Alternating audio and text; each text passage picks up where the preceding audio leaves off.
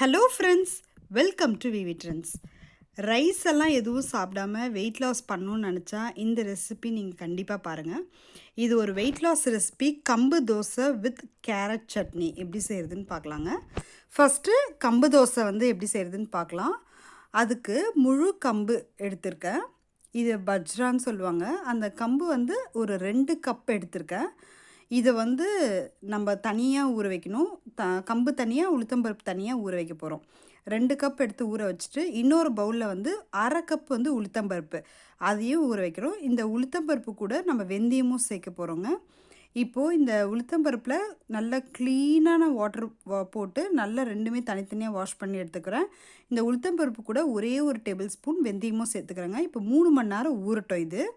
இது ரெண்டுமே தனித்தனியாக ஊற வச்சுக்கிறேன். இப்போ ஒரு மிக்ஸி ஜார் எடுத்து 1 டேபிள் ஸ்பூன் சோம்பு, 3 ஸ்பூன் சீரகம், இது கூட 3 காஞ்ச மிளகா போட்டிருக்கேன்.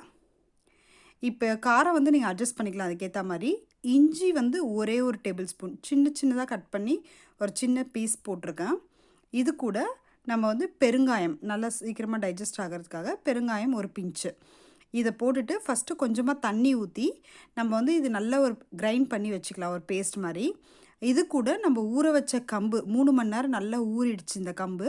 இந்த தண்ணி யூஸ் பண்ணி தான் நம்ம அரைக்க போகிறோம். இதை தண்ணி ட்ரைன் பண்ணி வச்சுருக்கேன். அந்த தண்ணி ஊற வச்ச தண்ணி யூஸ் பண்ணி தான் நம்ம அரைக்க போகிறோம். இப்போ அந்த மசாலா அரைச்சதுலேயே நம்ம இந்த கம்பு ஃபஸ்ட்டு தண்ணி ஊற்றி அரைச்சி எடுத்துக்கலாம். இப்போ இது தனியாக அரைச்சி எடுத்துன்னு வந்துட்டேன். இப்போ நெக்ஸ்ட்டு நான் உளுத்தம்பருப்பும் அந்த வெந்தயமும் ஊற வச்சால அதை தனியாக அரைச்சிக்க போகிறேன்.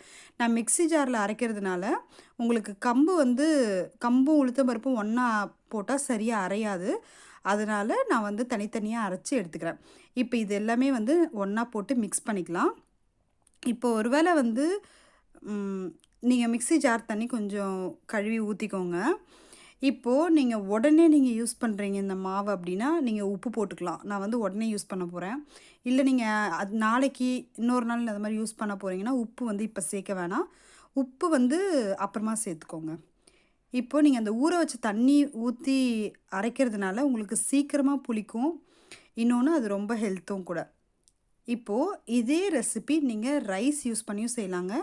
அதுக்கு கம்பு 1 கப் எடுத்துக்கிட்டிங்கன்னா 1 கப் இட்லி ரைஸ் எடுக்கணும். அரை கப் உளுத்தம்பருப்பு, 1 ஸ்பூன் வெந்தயம். இதே மாதிரி தான் 3 ஹவர் ஊற வச்சுட்டு நல்லா அரைச்சிட்டு 4 மணி நேரம் புளிக்க வைக்கணுங்க. இப்போது இந்த மாவு நான் தோசை ஊற்றிருக்கேன் பாருங்கள், எவ்வளோ சூப்பராக வருதுன்ட்டு. ரொம்ப ரொம்ப ஹெல்தி இந்த தோசை.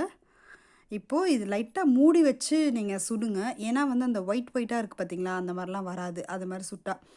ஸோ இப்போ நான் கொஞ்ச நேரம் மூடி வச்சுட்டு இப்போ அது மேலே லைட்டாக எண்ணெய் விட்டுட்டு நான் லைட்டாக திருப்பி போடுறேன் இப்போ இந்த தோசையை.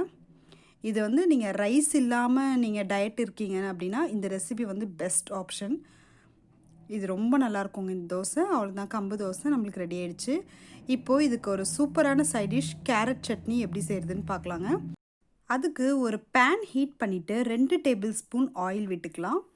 ஆயில் காஞ்ச உடனே ஒரு 3 டேபிள் ஸ்பூன் கடலைப்பருப்பு, 2 டேபிள் ஸ்பூன் உளுத்தம்பருப்பு, 3 காஞ்ச மிளகா இதெல்லாம் போட்டு நல்லா அந்த ஆயிலே நல்லா ஃப்ரை பண்ணிக்கோங்க.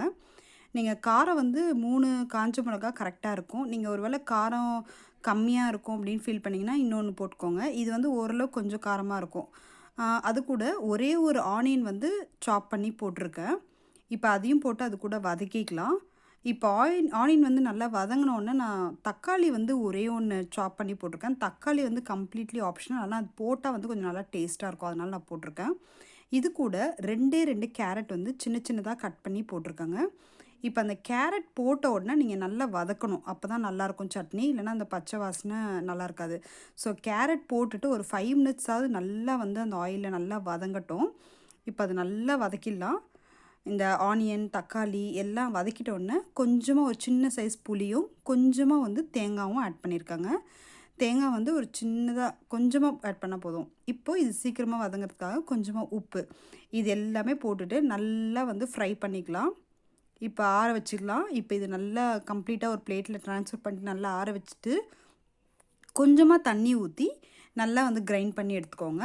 இப்போ சீசனிங்காக நான் கொஞ்சமாக கடுகு, உளுந்து, சீரகம் இது 3ம் போட்டு தாளித்து கொட்டிக்க போகிறேன். இப்போ இதை அரைக்கும்போது பார்த்தீங்கன்னா ரொம்ப நைஸாக அரைக்கணும்னு இல்லை, கொஞ்சம் ஓரளவு கொஞ்சம் கொர கொரன்னு அரைச்சாவே போதும். அவ்வளோதாங்க, இந்த சட்னி வந்து சூப்பராக ரெடி ஆயிடுச்சு.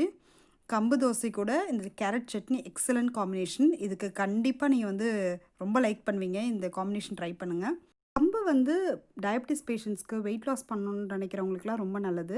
ஸ்கின் ப்ராப்ளம்ஸ் இருக்கவங்க வந்து இது எடுத்துக்கக்கூடாது. ஏன்னா அரிப்புத்தன்மை ஜாஸ்தியாயிடும்.